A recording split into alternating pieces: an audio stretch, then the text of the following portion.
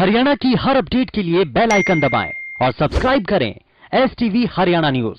नमस्कार, मैं अनामिका अजय मिश्रा, आप देख रहे हैं सुपरफास्ट 100।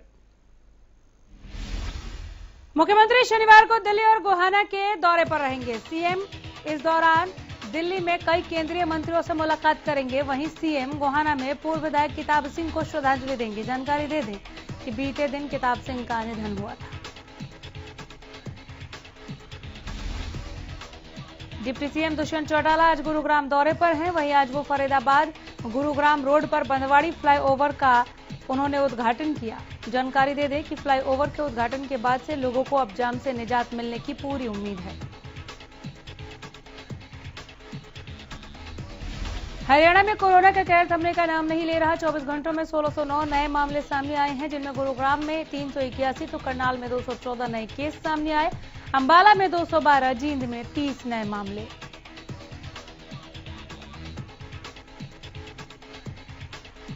बात करें पंचकुला की तो यहां 59 नए मामले सामने आए हैं। यमुनानगर में 83 नए केस मिले। प्रदेश में एक दिन में कोरोना से 9 लोगों ने दम तोड़ दिया। अभी तक 3164 मरीजों की मौत हो चुकी है। हरियाणा में कुल 2,92,409 केस अब तक सामने आए।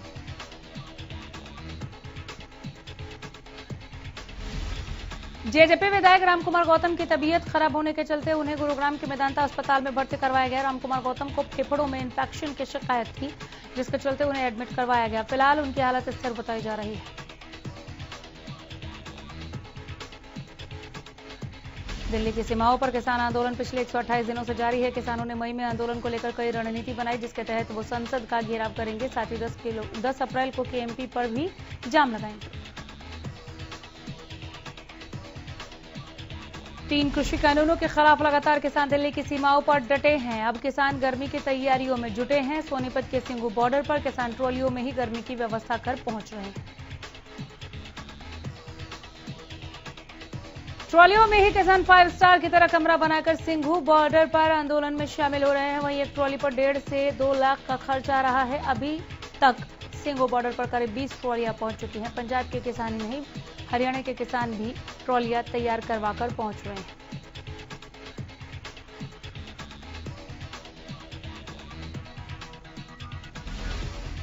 कृषि मंत्री जेपी दलाल ने आज तोशाम अनाज मंडी का दौरा कर अधिकारियों कर्मचारियों को फसल खरीद प्रक्रिया में किसी प्रकार की कोताही न बरतने के आदेश दिए।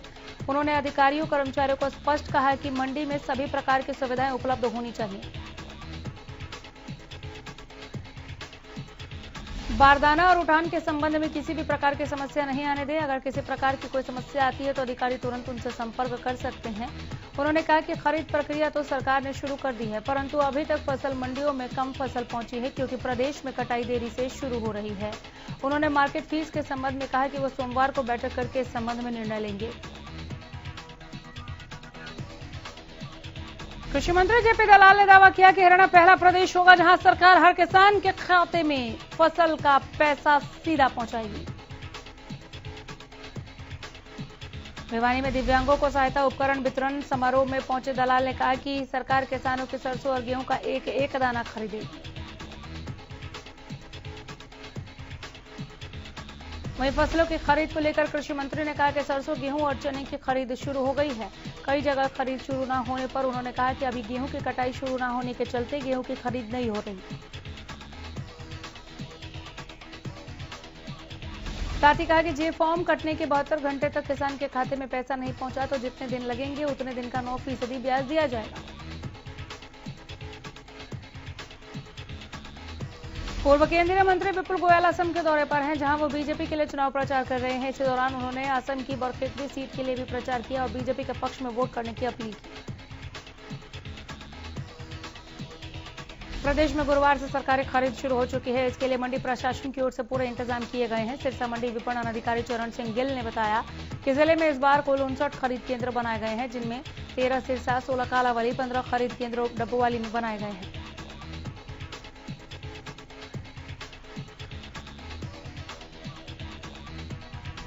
पहले दिन गेहूं की आवक नहीं हुई है। मार्केट कमेटी के अधिकारियों के मुताबिक अगले सप्ताह तक गेहूं की आवक सुचारू रूप से शुरू होने की संभावना है। फिर भी गेहूं के सरकारी खरीद के लिए मार्केट कमेटी ने समुचित प्रबंध किए हैं। सरसों खरीद की बात करें तो सरकार की ओर से सरसों का एमएसपी 4,650 रुपए प्रति क्विंटल तय किया गया है, लेकिन इस बार किसानों को सरसों का भाव एमएसपी से अधिक करीब 5,000 प्रति क्विंटल प्राइवेट खरीद से मिल रहा है। एमएसपी की खरीद के लिए पोर्टल पर पंजीकृत सभी किसानों की फसल के खरीद किए जाने के लिए मंडी प्रशासन की ओर से सभी पुख्ता प्रबंध करने का दावा किया गया है। हरियाणा सरकार ने कल से गेहूं की सरकारी खरीद शुरू कर दी है, लेकिन अनाज मंडियों में सरकार के उस दावे की पोल खुलती नजर आ रही है, जिसमें सरकार दावा कर रही है कि किसानों को किसी प्रकार की कोई दिक्कत नहीं आने देंगे। गोहाना अनाज मंडी की बात करें, अभी तक कोई भी सरकारी एजेंसी गेहूं खरीदने नहीं पहुंची। आलम यह है कि मंडी में साफ सफाई, किसानों के पीने के पानी की व्यवस्था तक नहीं है। उधर एक किसान सरकार द्वारा मेरी फसल मेरा ब्यौरा पोर्टल पर फसल पंजीकरण में लापरवाही के चलते परेशान होकर मार्केट कमेटी ऑफिस के चक्कर काट रहा है। सोनीपत की 23 अनाज मंडियों में गेहूं और सरसों की खरीद शुरू कर दी गई है। खरीद से पहले दिन ही कम ही किसान सरसों अनाज लेकर मंडी में पहुंचे। मंडी प्रशासन ने किसानों के लिए पूरी व्यवस्थाओं का दावा किया था, लेकिन अब जब जायजा लिया तो पाया कि पीने के पानी के लिए 3 स्थान बनाए गए थे, जहां एक जगह की पानी की व्यवस्था सही है।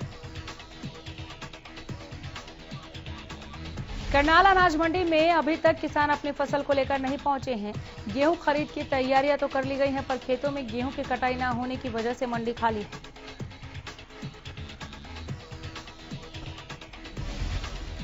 सरकार की आधी अधूरी तैयारियों के चलते किसानों को पहले दिन अपनी फसल बेचने में काफी परेशानियों का सामना करना पड़ा। नूह में 4, पुन्हाना में 172 किसानों के गेट पास काटे गए।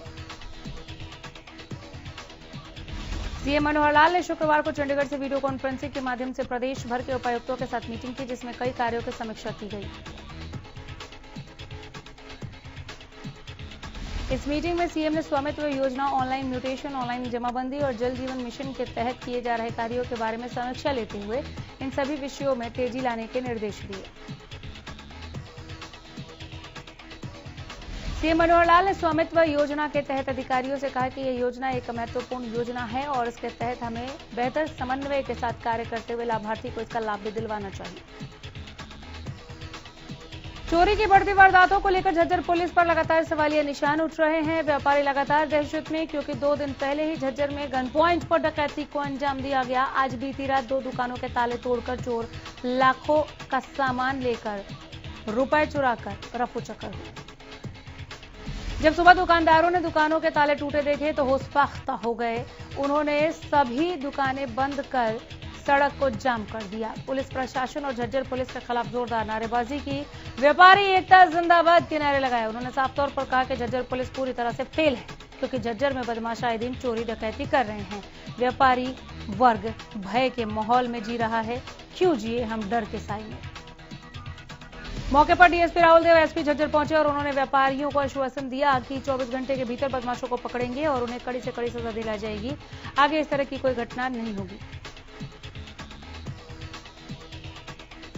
लोहारू के ओबरा गांव के 25 वर्षीय शिक्षिका के अपहरण के मामले में नया खुलासा हुआ है। गुरुवार को पुलिस ने युवती को रेवाड़ी जिले से बरामद कर लोहारू कोर्ट में सीआरपीसी 164 के तहत बयान करवाया। मामले का खुलासा करते हुए डीएसपी अरविंद दहिया ने बताया कि लापता युवती को रेवाड़ी जिले के धारूहेड़ा से बरामद किया गया। जांच में पाया गया है कि युवती का अपहरण नहीं हुआ था, बल्कि वो अपनी मर्जी से जयपुर गई थी।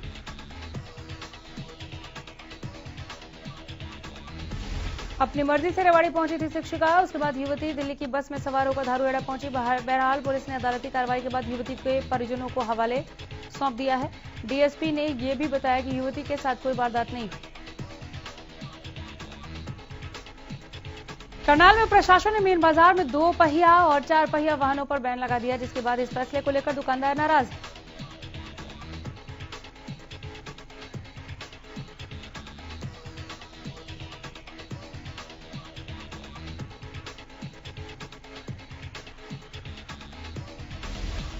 दुकानदारों का कहना है कि प्रशासन के इस फैसले से उनकी दुकानदारी पर असर पड़ेगा, इसलिए गुरुवार को दुकानदारों ने इस फैसले का दुकान का आधा शटर बंद करके विरोध जताया।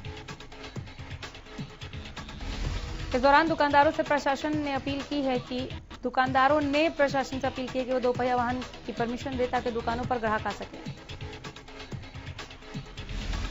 गोलाचिका में ट्रक यूनियन में प्रशासन की ओर से गिराए गए निर्माणाधीन धार्मिक स्थल को लेकर ट्रक यूनियन के लोगों में रोष लगातार बढ़ता जा रहा है। आए दिन ट्रक यूनियन के लोग जेजेपी विधायक ईश्वर सिंह और प्रशासन के खिलाफ प्रदर्शन कर नारेबाजी कर रहे हैं। जेजेपी विधायक ईश्वर सिंह के इशारे पर प्रशासन की ओर से की गई कार्रवाई बता रहे हैं। ट्रक यूनियन के लोगों का कहना है कि प्रशासन द्वारा निर्माणाधीन धार्मिक स्थल तोड़कर उनकी धार्मिक आस्था को ठेस पहुंचाया है। अगर प्रशासन द्वारा इस तरह की कार्रवाई करनी थी तो उन्हें पहले नोटिस के माध्यम से अवगत करवाना चाहिए था।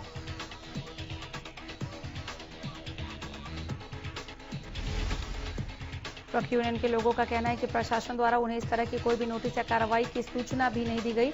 ऐसे में अब ट्रक यूनियन के लोग प्रशासन को गेहूं के सीजन के दौरान ढुलाई के लिए गाड़ियां नहीं देने का ऐलान कर चुके हैं।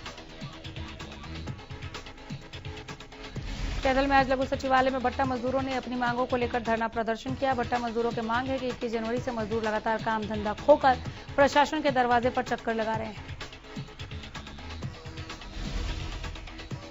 मजदूरों की मांग है कि महंगाई के अनुसार उनकी मजदूरी में बढ़ोतरी की जाए, साथ ही जो सरेआम श्रम कानूनों की अवहेलना की जा रही है उस तरफ ध्यान देते हुए श्रम कानूनों की रक्षा की जाए।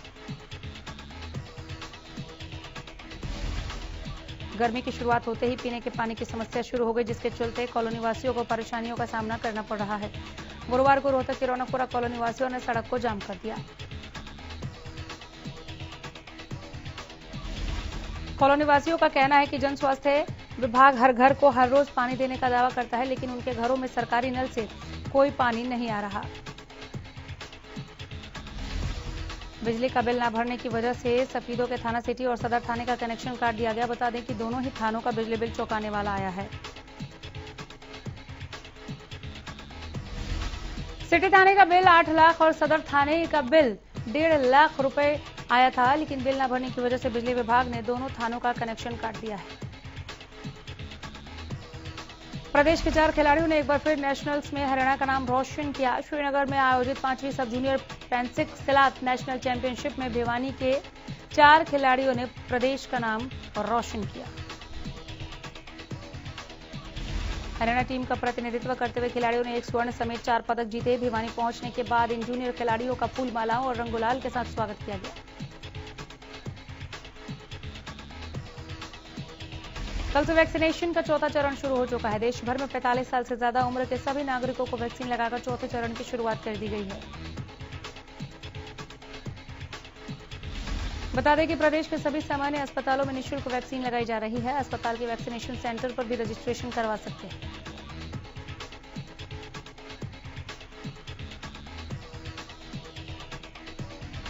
इसके लिए कोई भी एक पहचान पत्र अनिवार्य किया गया है। बता दें कि वैक्सीनेशन की समय सीमा सुबह 9 से शाम 3 बजे तक तय की गई है।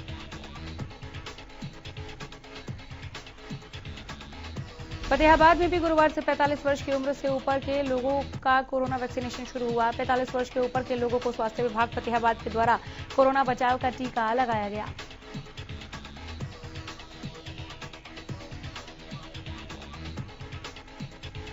सिरसा के स्कूलों में एक बार फिर से कोरोना ने दस्तक दे दी है। सिरसा जिले के 2 स्कूलों के 5 स्टूडेंट्स कोरोना संक्रमित हुए हैं। कोरोना के मामले एक बार फिर बढ़ने लगे हैं, जिसे देखते हुए अंबाला बार एसोसिएशन ने कोर्ट को जरूरी मामलों को छोड़ बाकी मामलों की सुनवाई के लिए 1 मई तक बंद रखने का फैसला किया है। आजादी के बाद और पहले जिन जिन जगहों पर किसान आंदोलनों के दौरान शहादतें हुई हैं, वहां की मिट्टी लेकर यह यात्रा पहुंचेगी। पंजाब से मिट्टी इकट्ठा करने के बाद 6 अप्रैल को यात्रा सिंघू बॉर्डर पर पहुंचकर संपन्न होगी। इस दौरान उन्होंने बताया कि 5 अप्रैल को एफसीआई गोदामों का घेराव किया जाएगा। 10 अप्रैल को केएमपी और 24 घंटे के लिए रोका जाएगा।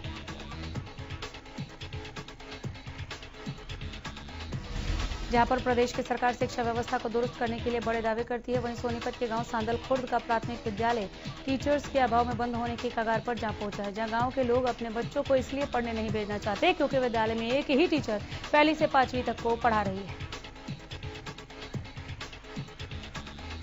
नारनौल में पंचायत घर पर डिपो होल्डर द्वारा किए गए अतिक्रमण के मामले में हरियाणा न्यूज की खबर का असर हुआ। डिपो होल्डर ने पंचायत घर से कब्जा हटा लिया है।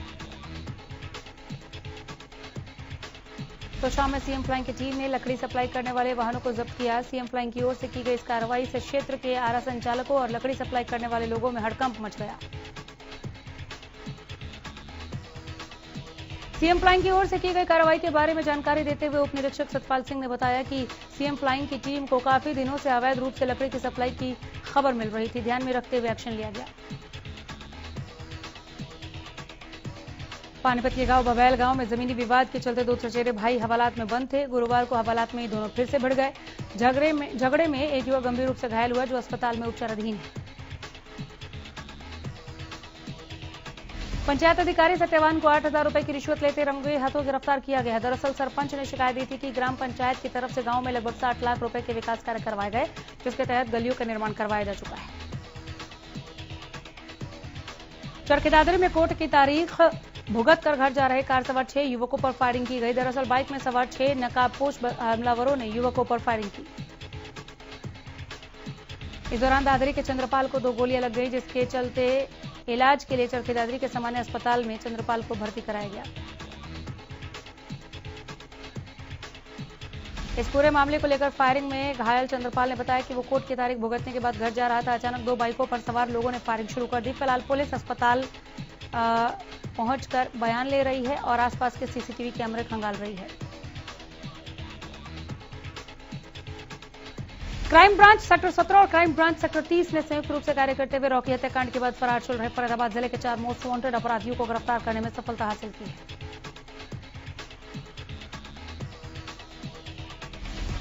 गिरफ्तार किए गए आरोपियों में भैसरावली निवासी विनोद उर्फ बिन्नी, राहुल उर्फ नन्नू, पलवल के चांदहट निवासी अजीत और तिगांव निवासी कपिल का नाम शामिल है। यमुनानगर से युवक की पिटाई का वीडियो वायरल हो रहा है, जिसमें कुछ युवक एक युवक को जमकर पीट रहे हैं। मौके पर मौजूद लोगों ने पीड़ित युवक को बचाया। मामले में अभी पुलिस के पास कोई शिकायत नहीं आई। नूह के नगीना होडल मार्ग पर एक दुकान के निर्माण के दौरान बड़ा हादसा हुआ। दरअसल दुकान निर्माण के लिए नींव की खुदाई की जा रही थी। उस दौरान बराबर में खड़ी 20 फीट की दीवार अचानक भरभरा कर गिर गई। 3 मजदूर दबे। सरकारी तेल कंपनियों की ओर से शुक्रवार को भी पेट्रोल और डीजल की कीमतों में कोई बदलाव नहीं हुआ। दिल्ली में पेट्रोल का दाम 90 रुपए 56 पैसे प्रति लीटर, डीजल के दाम 80 रुपए 87 पैसे प्रति लीटर है। आर्थिक गतिविधियों में सुधार से उद्योग जगत तेजी से पटरी पर लौट रहा है। वित्त मंत्रालय के आंकड़े बताते हैं कि इस साल मार्च में जीएसटी वसूली रिकॉर्ड 1 लाख करोड़ रुपए की रही। इसमें लगातार बढ़ते आयात का सबसे बड़ा योगदान रहा। एसबीआई के योनो ऐप की सेवा बृहस्पतिवार को बंद हो गई। इससे ग्राहकों को काफी दिक्कतों का सामना करना पड़ा। 4 घंटे तक योनो ऐप की सेवा बंद रही, लेकिन मेंटेनेंस का समय शुरू होने से पहले इसकी सेवा ठप हो गई। आर्थिक सुधार और नीतिगत दखल के कारण 2021-22 के दौरान बैंकों की कर्ज देने की क्षमता दोगुनी होकर करीब 10% पहुंच जाएगी। साथ ही चालू वित्त वर्ष के अंत तक एनपीए बढ़कर 10.5 से 11% के स्तर पर पहुंच जाएगा। आवास ऋण देने वाली एचडीएफसी लिमिटेड ने विभिन्न अवधि के मियादी जमाओं पर ब्याज दर 0.25% तक बढ़ा दी है। एचडीएफसी लिमिटेड ने यह कदम ऐसे समय उठाया है जब बैंक मियादी जमाओं पर ब्याज दरें कम कर रहे हैं। अमेरिकी उपराष्ट्रपति कमला हैरिस ने नस्ली घृणा से प्रेरित अपराध और आव्रजन समेत कई मुद्दों पर धार्मिक नेताओं के साथ बातचीत करते हुए कहा कि धार्मिक नेता मुश्किल समय में शक्ति, सहयोग और परामर्श का स्रोत है।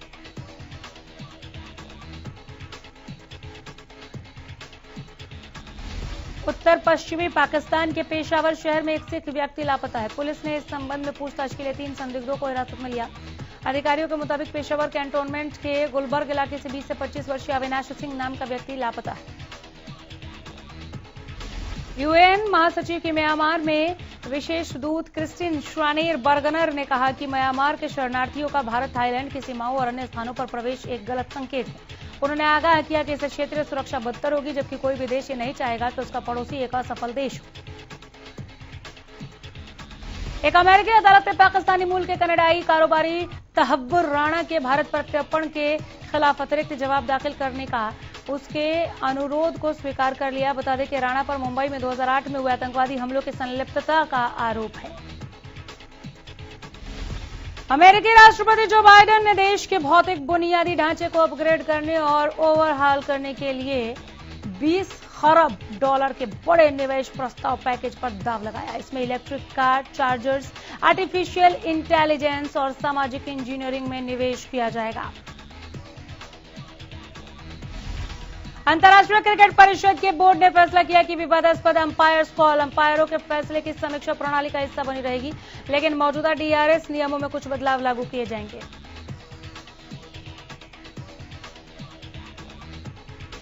भारतीय खिलाड़ियों की कड़ी मेहनत ने भारत को आज ही के दिन विश्व कप दिलाया था। 2 अप्रैल 2011 को वानखेड़े स्टेडियम में जश्न से सारा भारत उत्साहित था।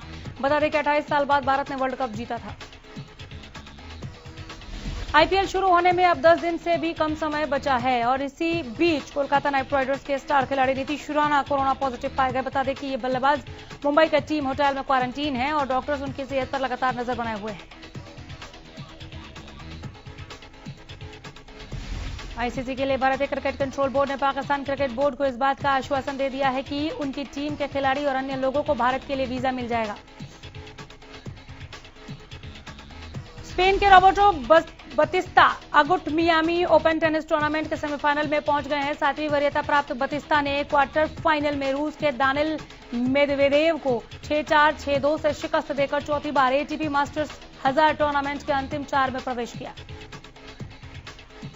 देश भर में कोरोना फैल रहा है। बॉलीवुड के कई सितारे कोरोना संक्रमित हो चुके हैं। इसी बीच आलिया भट्ट भी कोरोना पॉजिटिव पाई गई। साउथ सिनेमा का दिग्गज अभिनेता रजनीकांत को 51वां दादा साहेब फाल्के पुरस्कार से सम्मानित किया जाएगा। केंद्रीय सूचना एवं प्रसारण मंत्री प्रकाश जावड़ेकर ने गुरुवार को इस बात का ऐलान किया है। सुपरस्टार रजनीकांत ने प्रतिष्ठित दादा साहेब फाल्के पुरस्कार मिलने की घोषणा पर खुशी जताई। उन्होंने कहा है कि मैं ये पुरस्कार मेरे दोस्त और बस ड्राइवर राज बहादुर को समर्पित करता हूं, जिनकी वजह से मैं रजनीकांत बना। बॉलीवुड के दिग्गज एक्टर दिवंगत कादर खान के सबसे बड़े बेटे अब्दुल कुद्दूस का निधन हो गया। बता दें कि अब्दुल ने कनाडा में अपनी आखिरी सांसें ली। कोरोना के बढ़ते मामलों के बीच महानायक अमिताभ बच्चन ने भी कोरोना की वैक्सीन लगवा ली है। उन्होंने सोशल मीडिया के जरिए यह जानकारी फैंस के बीच शेयर की है। अमिताभ ने कहा कि उनके परिवार ने भी कोरोना वैक्सीन की पहली डोज ले ली है। कोरोना वायरस के स्रोत की जांच करने वाले विश्व स्वास्थ्य संगठन के विशेषज्ञों के दल ने उस दावे को खारिज कर दिया जिसमें कहा गया था कि कोरोना वायरस वुहान लैब से निकला था। उत्तरी म्यांमार में काचिन अल्पसंख्यक गुट के छापामार लड़ाकों ने एक पुलिस चौकी पर हमला कर दिया। इस घटना को सैन्य तख्ता पलट का विरोध कर रहे हैं। इटली ने जासूसी के आरोप में रूसी दूतावास को 2 अधिकारियों को निष्कासित करने और इतालवी नौसेना के कैप्टन को गिरफ्तार करने का आदेश जारी किया। बताया जा रहा है कि राजधानी रोम के बाहरी इलाके में पैसे के बदले गोपनीय जानकारी एक रूसी अधिकारी को देते समय इतालवी कैप्टन को पकड़ लिया था। कोरोना वायरस के मद्देनजर 11वीं जूनियर महिला हॉकी नेशनल्स को टाल दिया गया। हॉकी इंडिया ने बुधवार को इसकी जानकारी दी। पहले यह टूर्नामेंट 3 से 12 अप्रैल के बीच झारखंड में प्रस्तावित था। बेनिन के 5 खिलाड़ियों को मैच शुरू होने से ठीक पहले कोविड-19 के लिए पॉजिटिव घोषित किया गया, जिसके बाद बेनिन का सिएरा लियोन के खिलाफ होने वाले अफ्रीकन कप नेशंस फुटबॉल प्रतियोगिता का क्वालिफाइंग मैच रद्द कर दिया गया।